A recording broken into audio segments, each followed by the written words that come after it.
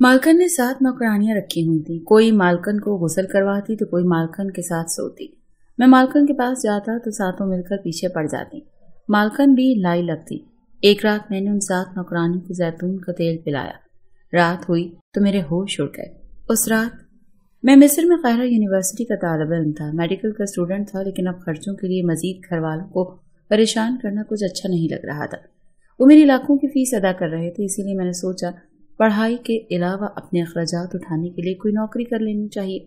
मैं पाकिस्तान आया था, हालांकि मेरे वालिदैन मुझे माहाना एक माकूल रकम भेजते थे, लेकिन यहाँ के अखराजात के लिए वो नाकाफी थी और मजीद पैसे मैं उनसे मांग नहीं सकता था।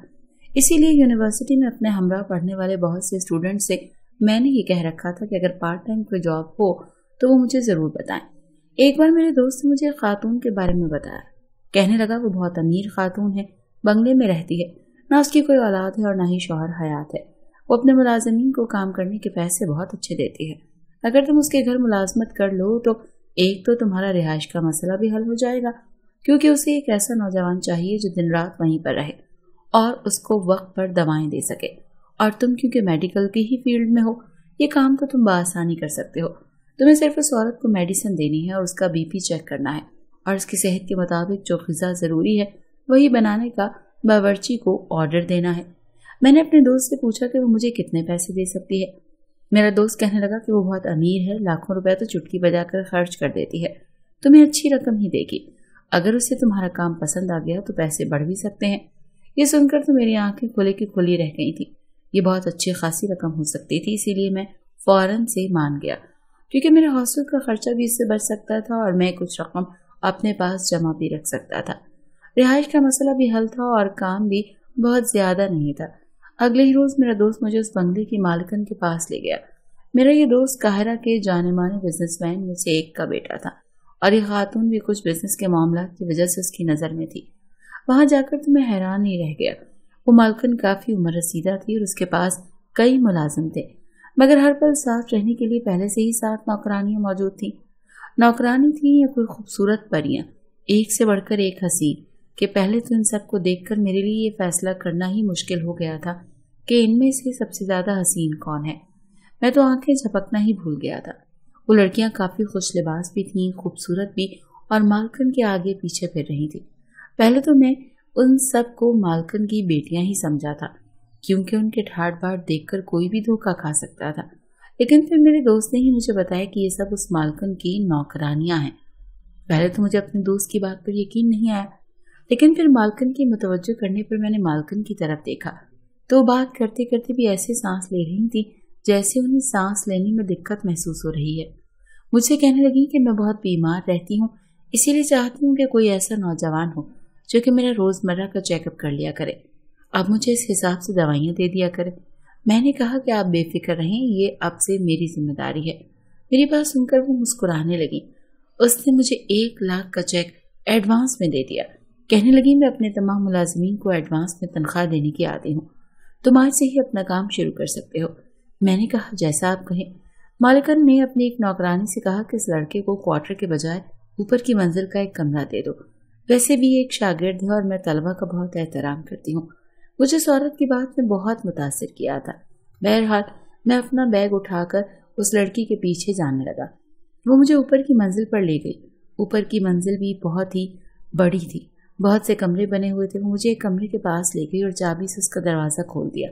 कमरा काफ़ी कुशादा था, हॉस्टल के छोटे से कमरे से तो कई गुना बड़ा और आरामदेह। फिर वहाँ पर 4 लड़के और थे, उनके साथ मुझे एडजस्ट करना पड़ता था और यहाँ इतने बड़े कमरे में अकेला मालिक था और फिर 7 हसीनाओं के बीच में रहना, ये भी कोई छोटी बात तो ना थी। वो लड़की कहने लगी मालकन के चेकअप करने के बाद आप बता दीजिएगा कि उन्हें खाने पीने में क्या देना है और क्या नहीं।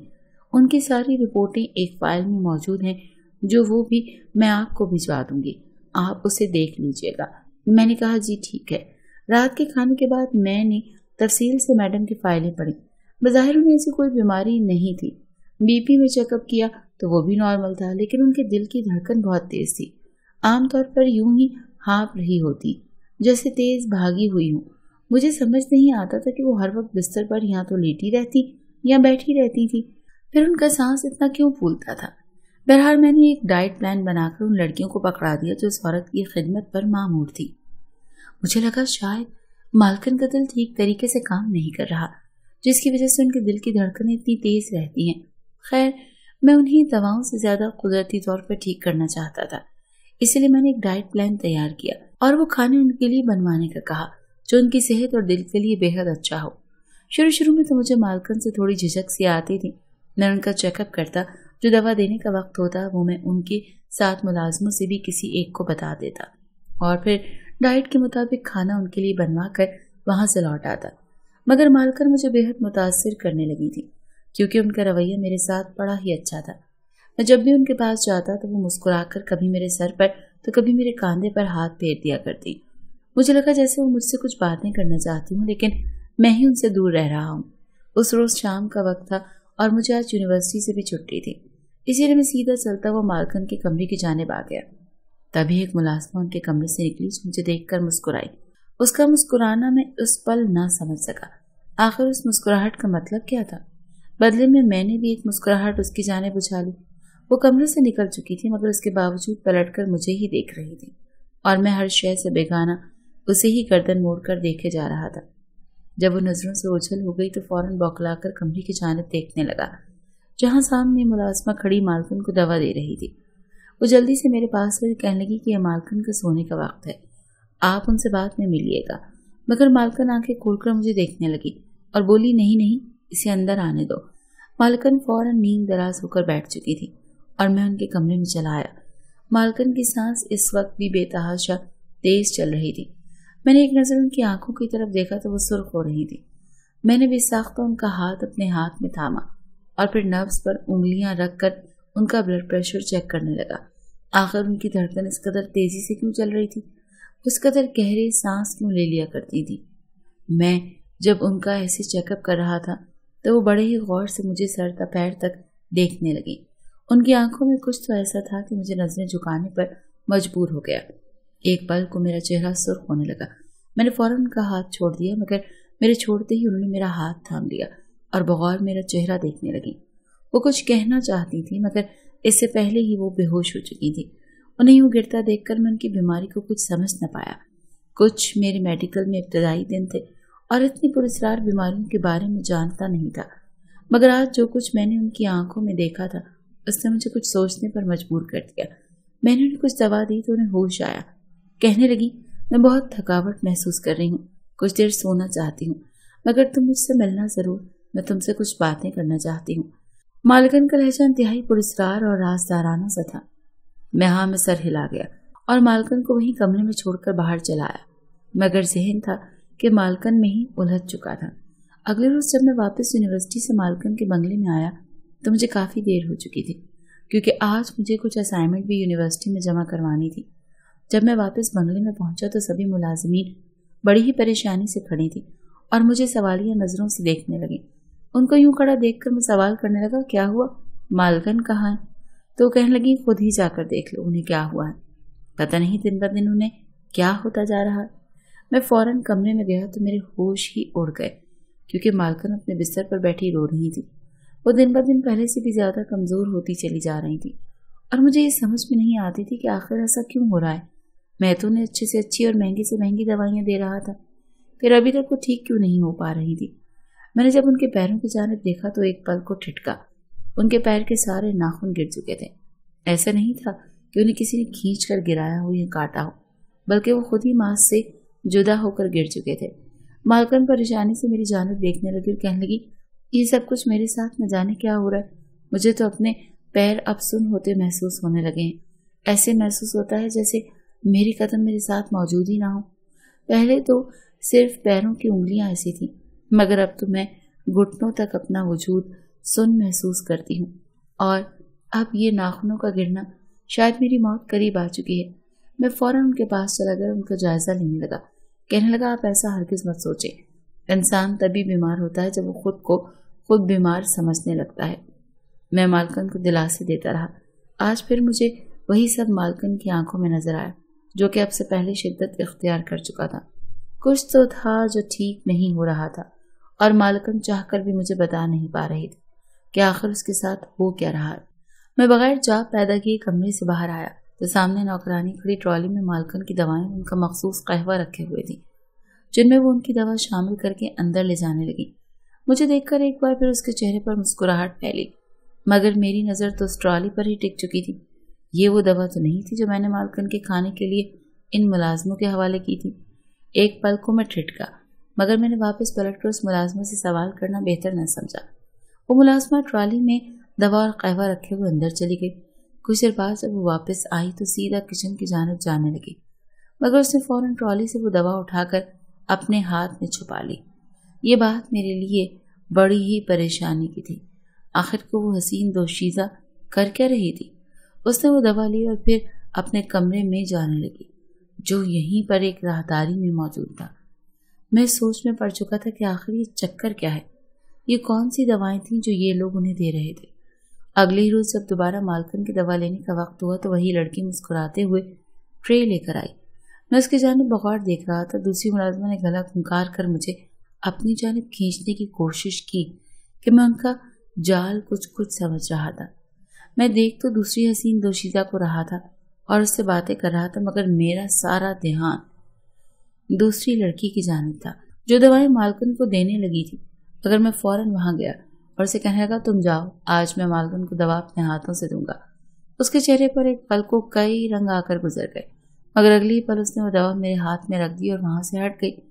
جب میں نے وہ دوا کی ڈبیا دیکھی تو بغیر کسی نام کے تھی اور اس میں سادہ تھی۔ مالکن کو جب ایک دوا دی تو اس میں سے ایک گولی نکال کر اپنی جیب میں ڈال لی اور باقی دوا وہیں پر رکھ کر اس ملازمہ سے کہنے لگا کہ اس دوا کو لیبل کہاں سے ہے، کیسے پتہ چلے گا کہ کون سی دوا کس وقت دینی ہے؟ تو وہ فوراً مسکرا کر کہنے لگی، دراصل اس دوا کی ڈبیا کانچ کی تھی، وہ مجھ سے چھوٹ کر گر گئی، اسی لیے میں نے اسے اس میں ڈال رکھا ہے۔ خیر مزید بحث کرنا ضروری نہیں تھا۔ مالکن کی حالت دن بدن بگڑتی چلی جا رہی تھی۔ ان کی آنکھوں میں سرخ دھبے نمایاں ہونے لگے تھے اور اب تو ان کے ہاتھ میں بھی بالکل نیلے پڑ چکے تھے۔ ان کے ہاتھوں کے ناخن اس قدر نیلے ہو چکے تھے کہ جیسے کسی نے نیل پالش لگا رکھی ہو۔ میں وہ دوا لے کر لیب چلا گیا اور جب اس پر سرچ کیا تو جو خبر سامنے آئی وہ دیکھ کر میرے ہوش اڑ گئے، کیونکہ یہ دوا تو سلو پوائزن تھی۔ یہ کھا کر تو کوئی بھی مر سکتا تھا۔ ایک صحت مند تندرست انسان جس کی قوت مدافعت وقت کے ساتھ ساتھ گھٹتی چلی جاتی ہے اور بیماریاں اسے گھیر لیتی ہیں، یہ دوا تو قوت مدافعت کم کرنے والی تھی، مگر یہ دوا وہ مالکن کو کیوں دے رہی تھی؟ یہ راز بھی مجھ سے زیادہ دن تک چھپا نہ رہ سکا۔ اس روز میں مالکن کے پاس بیٹھا تھا۔ وہ مشکل کھانستے ہوئے مجھ سے دھیمی آواز میں بات کر رہی تھی۔ کہنے لگی، تم مجھے بھلے معلوم ہوتے ہو، کاش تم میرے بیٹے ہوتے تو میں یہ ساری پراپرٹی تمہارے نام کر دیتی، سب کچھ تمہارا ہوتا۔ تم مجھے بڑے ہی نیک اور اچھے انسان لگتے ہو، خدا تمہاری عمر دراز کرے، مگر مجھے لگتا ہے کہ میرا آخری وقت آن پہنچا ہے اور میں اب زیادہ دن تک زندہ نہیں رہ سکوں گی۔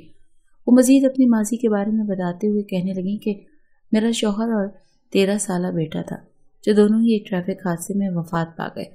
اس کے بعد میں یوں ہی اکیلی تنہا زندگی گزار رہی ہوں۔ جب میری یہ 7 ملازمائیں ہیں میرا بہت خیال رکھتی ہیں۔ مالکن اپنی ان 7 ملازماؤں کی تعریف نہیں کرتی تھک رہی تھی، جبکہ ان کی حقیقت تو میں جان چکا تھا۔ وہ 7 ہی بہنیں تھیں جو اس گھر میں مقیم تھیں۔ اس روز جب میں سویا تو ایک عجیب و غریب خواب دیکھا۔ کیا دیکھتا ہوں کہ 7 بہنیں مل کر مالکن کو مارنے کی کوشش کر رہی ہیں، مگر میں تڑپ کر مجھے پکار رہی ہیں۔ یہ خواب دیکھنا تھا کہ میں بوکھلا کر اٹھ بیٹھا اور فوراً مالکن کے کمرے میں ان کو دیکھنے کے لیے جانے لگا، مگر تبھی راہداری سے مجھے کچھ خسر پھسر کی آوازیں آنے لگیں۔ ہر سو خاموشی تھی۔ میں بغیر شور پیدا کیے راہداری کی طرف چلا گیا جہاں پر ان 7 بہنوں کے کمرے تھے۔ میں نے جب ان کے کمروں سے کان لگا کر سنا تو جو باتیں اندر کر رہی تھی وہ سن کر تو میرے ہوش اڑ گئے۔ وہ مالکن کے خلاف پورا پلان تیار کر چکی تھی۔ وہ 7 ہی غریب گھرانے کی تھیں اور ان کی نظر مالکن کی جائیداد پر تھی، اسی لیے وہ ان کی خالص ملازمائیں بن کر ان کی جائیداد ہڑپنا چاہتی تھی۔ آج مالکن کی جو حالت تھی وہ ان دواؤں کی وجہ سے تھی جن میں موجود زہر مالکن کو دھیرے دھیرے مارتا چلا جا رہا تھا۔ اگلے ہی روز میں نے یہ ساری بات چپکے سے مالکن کو بتا دی، جسے سن کر وہ غصے میں آ گئی تھی۔ کہنے لگی کہ تم کل کے آئے لڑکے بھلا میری خاص نوکرانیوں کے بارے میں ایسا کیسے کہہ سکتے ہو؟ مگر جب میں نے ان کے کہنے پر گھر میں پولیس بلوائی اور مالکن نے کہا کہ جس نے بھی مجھے زہر کی دوا دی ہے وہ خود منہ پر بول دے، اپنے گناہ کا اعتراف کر لے اور مجھ سے معافی مانگے تو میں اسے معاف کر دوں گی، ورنہ اسے کٹہرے سے کڑی کڑی سزا دوں گی۔ ये सुनना था कि सातों बहनें दाड़े मारकर रोती मालकन के कदमों में गिर गईं। माफिया मांगने लगी कि हमें माफ कर दें, हमें तो पता ही नहीं था कि ये जहर है, हम तो आपके भले के लिए दवा आपको दे रहे थे। मालकन शौक से अंदाज में सातों को देखने लगी। कितना एतबार किया था उन्होंने, उनकी आंखों में आंसू भी आ गए थे। मगर वो पुलिस वालों से कहने लगी कि ले जाओ इन्हें यहाँ से और कड़ी से कड़ी कार्रवाई करो। इन लोगों ने न सिर्फ मेरे एतबार को तोड़ा बल्कि जिस थाली में खाया उसी में छेद करने की कोशिश की है। वो मुझे बुरा भला कहने लगी और मालिकन से माफिया मांगने लगी, मगर उनकी कोई भी काविश कामयाब न हो सकी। मालकन थोड़ी देर बहुत अफसरदा रही, मगर मेरी दी गई दवाइयों से धीरे धीरे उनकी तबीयत संभलने लगी। चंद माह में वो बिल्कुल सेहतमंद हो चुकी थी। उन्होंने मेरी सारी तालीम का खर्चा खुद उठाना शुरू कर दिया और अपने बिजनेस में मुझे पार्टनरशिप पे रख लिया। मेरे तो दिन ही फिर चुके थे। मैं बहुत खुश था। मुझे खुशी थी कि मैंने बुराई का साथ न दिया बल्कि अपनी अच्छी तरबियत होने का सबूत दिया, जबकि वो हसीन लड़कियां दरअसल सिर्फ चेहरे से ही खूबसूरत थीं, जबकि उनका किरदार इंतहाई मैला था।